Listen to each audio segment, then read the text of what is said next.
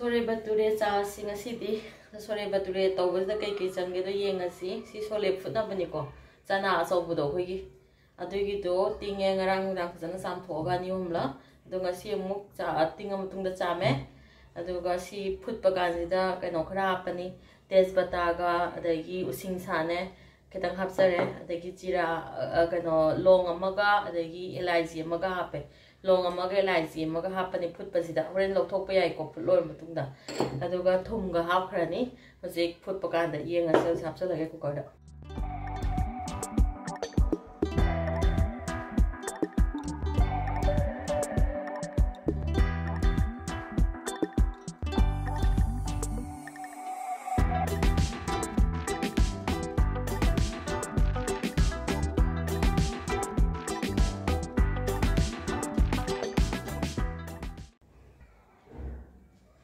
Hojik sana sole ko khoi aduga khoi manipur da sana so ba haina base sigi se phutlaga loire ngasai phutki badu ni ko se ada sida yauri masala ina ngasai half ki badu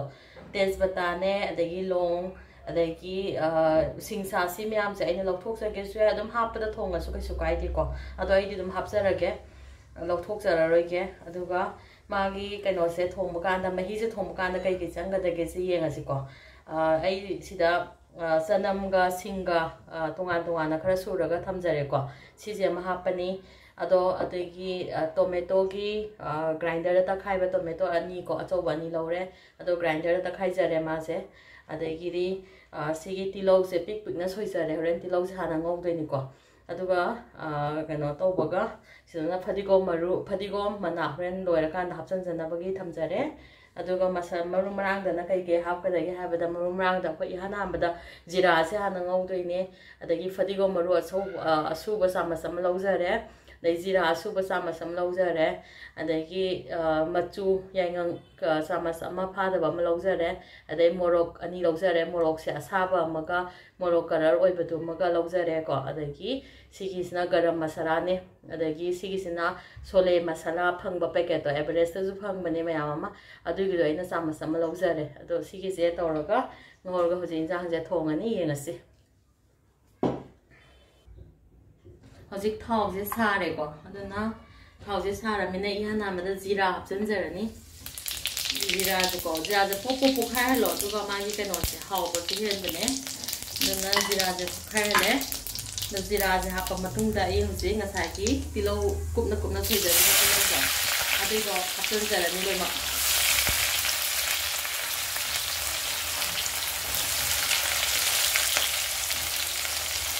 tilo ke hape tilo ke hapa ayo hoje tilo ke hapa ngaujarani. So this is the sanamga singa ko garlic kano ginger garlic paste hapasu hai ko to ini mahau se sujaba jena hele na siwen hape sanamga singa suba se aduga singa ngaujarani ye tilong sina kitang pinkish oi sala ko matam do ado ngorani hoji kano se mulle ko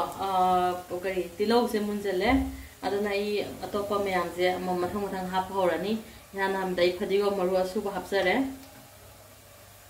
phadigo maru hapa matung dai jira hapani jira asuba hapsanjare adagi jira matung dai garam masala hape aduga ayam tang ocharage aduga si kano tawrakan dai hoje mo kano hapani morok ka keno ga hapage yare hoje machu hapani adagi morok color ki morok ka keno ga duga si keno sina sole masala sin horen kona sana hapa mutum ga sanjarage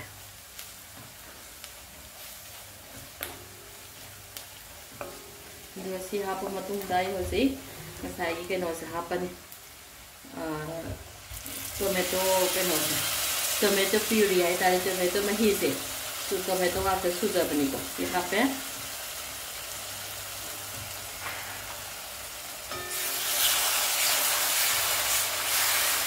idana kana tawani aduga ngakang tomato se ha pamatung ga munjal halani tomato kamana munje kham ke ha da magi tilo siga tomato siga tong da thau ko lakani ko ꯑꯗꯨꯕꯨ ꯈꯤꯇꯪ ꯉꯥꯏꯍꯥꯛꯇꯪ ꯑꯩ ꯊꯝꯖꯤꯟꯖꯔꯅꯤ ꯁꯤ ꯀꯩꯅꯣꯁꯦ ꯉꯥꯏꯍꯥꯛꯇꯪ ꯉꯧꯔꯒ ꯊꯝꯖꯤꯟꯖꯔꯅꯤ ꯃꯥꯒꯤ ꯀꯩꯅꯣꯁꯦ ꯃꯨꯟꯅꯕ tomato-ꯁꯦ ꯈꯥꯃꯦꯟ ꯑꯁꯤꯟꯕꯁꯦ ꯃꯨꯜꯂꯦ ꯍꯥꯏꯕꯗꯣ ꯑꯗꯨ ꯈꯪꯅꯕ ꯃꯥꯒꯤ ꯊꯥꯎ ꯊꯣꯛꯂꯛꯀꯅꯤꯀꯣ ꯑꯗꯨꯐꯥꯎꯗꯣ ꯉꯥꯏꯍꯥꯛꯇꯪ ꯑꯩ ꯁꯤ ꯉꯧꯔꯒ ꯊꯝꯖꯔꯒꯦ ꯍꯧꯖꯤꯛꯇꯤ ꯀꯩꯅꯣ ꯇꯧꯔꯦꯀꯣ ꯐꯖꯅ ꯇꯣꯃꯦꯇꯣꯁꯦ ꯊꯥꯎ ꯊꯣꯛꯂꯛꯑꯦ ꯑꯗꯨꯅ ꯑꯩ ꯍꯧꯖꯤꯛ ꯆꯅꯥꯒꯤ ꯉꯁꯥꯏꯒꯤ ꯑꯀꯨꯞꯄ ꯀꯩꯅꯣꯗꯣ ꯃꯥꯏ ꯃꯍꯤꯁꯤꯒ ꯑꯗꯨꯝ ꯍꯥꯞꯆꯤꯟꯖꯔꯅꯤꯀꯣ ꯆꯅꯥꯁꯦ ꯉꯁꯥꯏꯒꯤ ꯐꯨꯠꯈꯤꯕꯗꯣ ꯑꯗꯣ ꯐꯖꯅ ꯃꯨꯜꯂꯦ ꯌꯦꯡꯉꯣ ꯁꯨꯃꯥꯏꯅ ꯇꯧꯕꯗ ꯃꯦꯠꯄꯗ ꯐꯖꯅ ꯃꯨꯜꯂꯦ ꯑꯗꯨꯅ ꯍꯧꯖꯤꯛ ꯑꯩ ꯁꯤ ꯍꯥꯞꯆꯤꯟꯖꯔꯅꯤ ꯑꯗꯨꯝ ꯁꯤꯒꯤꯁꯦ ꯃꯍꯤꯁꯤꯒ ꯂꯣꯏꯅꯅ ꯑꯗꯨꯝ ꯍꯥꯞꯄꯒꯦ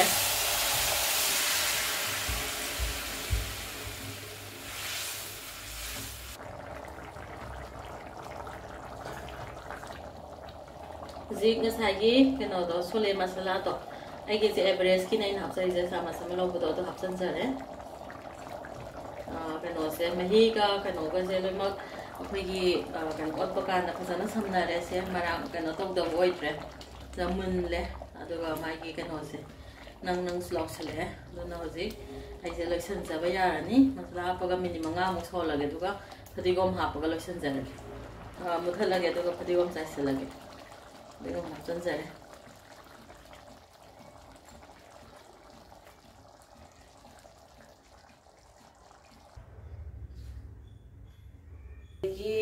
मणिपुर तनगा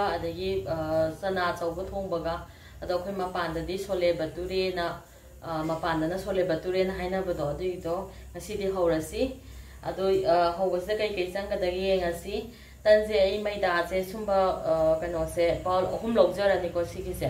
अहुम लौरनी अदुगा बाल अहुम सिदा आई सिजे हाफ बाल अमा हापसरेको अहुम हापदा अदु सिगिसे कई हापिनो हाइरगदी हजिकी तंदो हौर मतुंगदा अदुम कनो तौरगा मागी पोंखलगा अदुम लैनबगी खंब्रा अदुगी हापने सिगिसे मयामसु ट्राई तौबियो अदो याम हाउसु हावे अदुगा याम कुइनसु तुमाइना अदुम कनो तौरगा लैते याम हावे अदुगा सिगिसदा मोन मोन लाउरगा होरेन हाउना फजना फर्मेंट तौनबगिनमक्ता आई दही हापजरे दही जे स्पून अहुम लौजरेको स्पून अहुम दही से हापनी हुजिकी सिगी स्पून अहुम तोतपसिदा अदुगा आई सोडाबगप चामच अमा हापजरे सोडाबगप चामच अमा हापनी अदुगा अखोइगी कइनोगा हापे थुमगा हापे थुम चामच अमा लौजरे अदुगा इगुम सोडाबगप से अखोइ कइगुम कांदा अखोइने इनो हापगा तौबसु याविको अदो अनिमक्तो अदुम याय अदो आइदि सोडाबगप ओइन हापजरगे इटिंग सोडा ओइन हापगा तौजरगे हजिक तोटपा येंगसि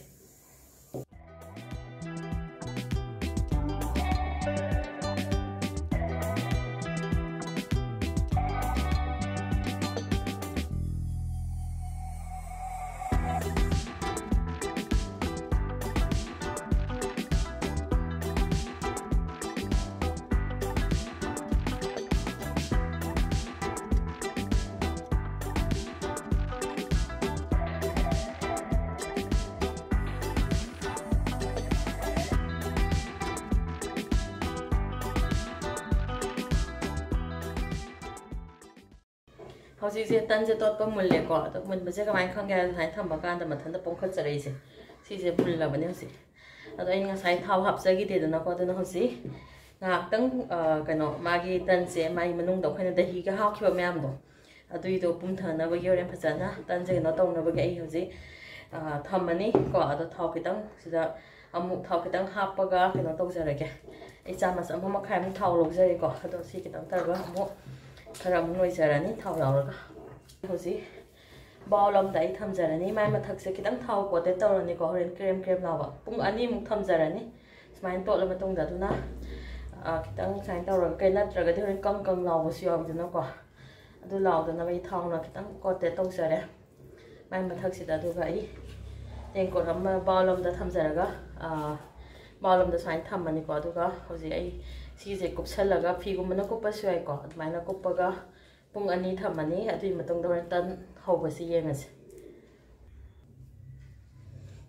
सिंगा साइ तन तोटलगा थमजगिबुदुने पुंग अनि फारे येंगसि अदो सिने अदो फजना कनो तौरे मासे नमा या मोन मोन लाउरगा फजना कनो तौथोमे तौथोमे हाइ तारे मासे मोन मोन लाउर की तन होंगनबा सेमबा हौरगे मैदा की कनोसे दोजे याम फजादो हजि आई मचा मचा लौथोकजरगे कनो तौनबा अदुगा सुमाइना राउंड राउंड तारसु याइ को ꯑꯗꯣ ꯑꯗꯨꯃꯥꯏꯅ ꯇꯧꯔꯒ ꯑꯩ ꯍꯧꯖꯤꯛ ꯊꯝꯖꯔꯅꯤ ꯇꯟꯒꯤꯗꯣ ꯑꯗꯨꯝ ꯍꯣꯔꯦꯟ ꯇꯛꯄꯗꯣ ꯎꯠꯆꯔꯛꯑꯒꯦ ꯍꯧꯖꯤꯛ ꯇꯟꯒꯤ ꯀꯩꯅꯣ ꯍꯧꯅꯕ ꯁꯦꯝꯕ ꯂꯣꯏꯖꯔꯦ ꯑꯗꯨꯒ ꯁꯤꯒꯤꯁꯦ ꯑꯩ ꯃꯩꯗꯥ ꯍꯥꯞꯆꯔꯨꯔꯦꯀꯣ ꯇꯛꯄ ꯀꯥꯟꯗ ꯀꯩꯅꯣ ꯅꯠꯇ꯭ꯔꯗꯤ ꯊꯥꯎꯗ ꯌꯥꯝ ꯀꯩꯅꯣ ꯇꯧꯋꯦ ꯑꯗꯨꯅ ꯊꯥꯎ ꯑꯩ ꯁꯥꯍꯜꯂꯒ ꯂꯩꯕ ꯊꯥꯎꯁꯦ ꯑꯣꯏꯅ ꯈꯤꯇꯪ ꯂꯨꯞꯆꯔꯒꯦ ꯁꯥꯔꯝꯃꯦ ꯊꯥꯎꯁꯦ ꯁꯤ ꯑꯗꯨꯃꯥꯏꯅ ꯇꯧꯔꯅꯤ ꯑꯗꯨꯒ ꯑꯩ ꯍꯧꯖꯤꯛ ꯇꯛꯄ ꯍꯧꯖꯔꯅꯤ ꯑꯗꯣ ꯇꯛꯄ ꯀꯥꯟꯗ ꯁꯤꯒꯤꯁꯦ ꯈꯔ ꯊꯥꯅ ꯑꯗꯨꯝ ꯇꯛꯏꯀꯣ ꯌꯥꯝ ꯄꯥꯅꯗꯤ ꯅꯠꯇꯕ ꯑꯗꯨꯒ ꯀꯩꯒꯨꯝꯕ ꯑꯩꯈꯣꯏꯅ ꯀꯩꯅꯣ ꯍꯥꯞꯄꯒꯁꯨ ꯆꯦꯡ ꯑꯁꯨꯕ ꯔꯥꯏꯁ ꯐ꯭ꯂꯣꯔ ꯐꯪꯕꯅꯦꯕꯀꯣ ꯑꯗꯣ ꯔꯥꯏꯁ ꯐ꯭ꯂꯣꯔ ꯍꯥꯞꯄꯒꯁꯨ ꯌꯥꯝ ꯐꯩ ꯃꯥꯒꯤꯁꯦ ꯇꯛꯄ ꯀꯥꯟꯗ ꯀꯩꯒꯨꯝꯕ ꯑꯗꯨꯏꯗꯨꯅ ꯍꯣꯔꯦꯟ ꯇꯟꯗꯣ ꯑꯗꯨꯝ ꯀꯦꯝꯍꯜꯂꯒ ꯂꯩꯍꯜꯂꯤꯀꯣ ꯑꯗꯨꯅ ꯑꯗꯨ ꯍꯥꯞꯄꯒꯁꯨ ꯌꯥꯏ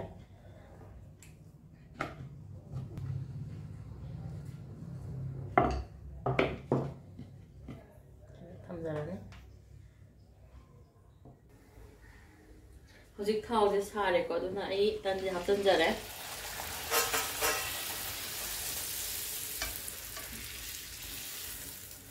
ꯁꯨꯃꯥꯏꯅ ꯐꯖꯅ ꯀꯥꯝꯈꯠꯂꯛꯀꯅꯤ ꯑꯗꯨꯒ ꯀꯥꯝꯈꯠꯄ ꯀꯥꯟꯗ ꯑꯗꯨꯝ ꯑꯣꯜꯍꯧꯔꯒ ꯌꯥꯔꯦ ꯑꯗꯨꯅ ꯃꯅꯤꯡ ꯃꯃꯥꯡ ꯍꯥꯏꯐꯦꯠ ꯂꯣꯏꯅꯃꯛ ꯃꯨꯜꯍꯜꯂꯀꯥꯟꯗ ꯍꯧꯖꯤꯛ ꯀꯩꯅꯣ ꯇꯧꯔꯅꯤ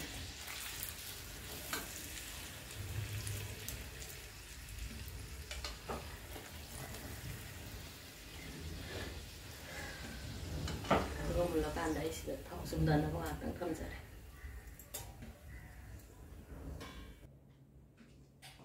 ꯍꯧꯖꯤꯛ ꯁꯣꯂꯦ ꯕꯇꯨꯔꯦ ꯍꯧꯕ ꯂꯣꯏꯖꯔꯦ ꯕꯇꯨꯔꯥ ꯍꯧꯕ ꯂꯣꯏꯖꯔꯦꯀꯣ ꯁꯣꯂꯦ ꯕꯇꯨꯔꯥ ꯑꯗ ꯁꯤꯗ ꯁꯣꯂꯦ ꯊꯣꯡꯕꯗꯣ ꯂꯩꯔꯦ ꯆꯅꯥ ꯑꯆꯧꯕ ꯊꯣꯡꯕꯗꯣ ꯑꯗꯨꯒ ꯇꯟ ꯉꯁꯥꯏ ꯑꯩꯅ ꯍꯥꯏꯖꯈꯤꯕꯗꯣ ꯑꯗꯨꯝ ꯀꯟꯈꯠꯂꯒ ꯁꯤꯁꯦ ꯀꯩꯅꯣ ꯍꯥꯞꯄꯒꯤꯅꯦ ꯔꯋꯥ ꯁꯨꯖꯤ ꯍꯥꯞꯄꯒꯤ ꯁꯨꯃꯥꯏꯅ ꯑꯗꯨꯝ ꯇꯧꯔꯒ ꯄꯣꯡꯈꯠꯂꯒ ꯂꯩꯕꯅꯦ ꯑꯗꯣ ꯁꯨꯃꯥꯏꯅ ꯍꯥꯡꯇꯣꯛꯑꯀꯥꯟꯗ ꯌꯦꯡꯉꯣ ꯁꯤꯁꯦ ꯌꯥꯝꯅ ꯃꯅꯨꯡꯁꯤꯁꯨ ꯂꯣꯏ ꯃꯨꯜꯂꯒ ꯍꯥꯏꯅ ꯂꯩꯕꯅꯦ ꯀꯣ ꯑꯗꯨꯅ ꯑꯗꯨꯝ ꯁꯨꯃꯥꯏꯅ ꯂꯩꯔꯒ ꯌꯥꯝ ꯃꯥꯒꯤ ꯀꯩꯅꯣꯁꯦ ꯌꯥꯝ ꯍꯥꯎꯕꯅꯦ ꯑꯗꯨꯒ ꯁꯤꯒꯤꯁꯤꯅ ꯃꯥꯒ ꯆꯥꯅꯕ ꯀꯩꯅꯣ ꯍꯩꯅꯧ ꯑꯆꯥꯔꯒ ꯑꯗꯒꯤ ꯇꯤꯜꯍꯧꯒ ꯍꯩꯅꯧ ꯑꯆꯥꯔꯁꯤꯁꯨ ꯑꯩꯅ ꯁꯦꯝꯖꯕꯅꯦ ꯑꯗꯣ ꯃꯊꯪꯗ ꯍꯥꯞꯆꯔꯛꯀꯦ ꯀꯃꯥꯏꯅ ꯍꯩꯅꯧ ꯑꯆꯥꯔ ꯁꯦꯝꯗꯣꯏꯅꯣꯅ ꯑꯗꯨꯒ ꯃꯌꯥꯝ ꯀꯃꯦꯟ ꯇꯧꯕꯤꯌꯨ ꯃꯌꯥꯝꯁꯨ ꯍꯧꯔꯒ ꯌꯦꯡꯕꯤꯌꯨ ꯑꯗꯨꯒ ꯀꯃꯦꯟ ꯇꯧꯕꯤꯌꯨ